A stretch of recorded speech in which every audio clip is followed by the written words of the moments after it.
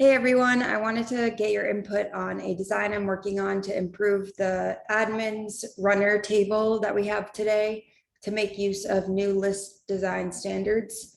To give you a little bit of background, this is basically what it looks like today. But as you can see, we have a lot of columns going on here. So as you can probably imagine, the responsive view of this is not good. It breaks pretty much until it collapses into the individual cards in the smallest breakpoint.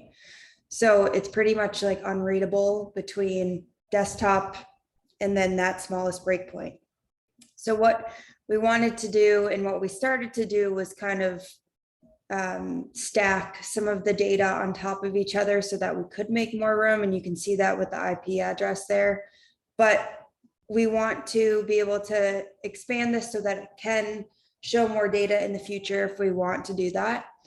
So what I've been working on is trying to do exactly that. And I've been trying to recreate what we have today. So still using the same data, but you can see that one thing I'm bringing in is owner, which is something that we didn't or we don't show today.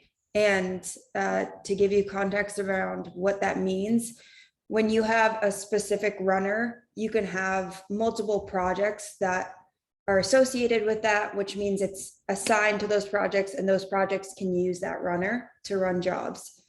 But there's always the original project that was attached to that runner, who is the owner in that case. An owner is different from the person who created the runner. So I could create the runner and I attach it to my project A, and then I share it with B, C, and D. And at that point, A is the owner and I'm the creator.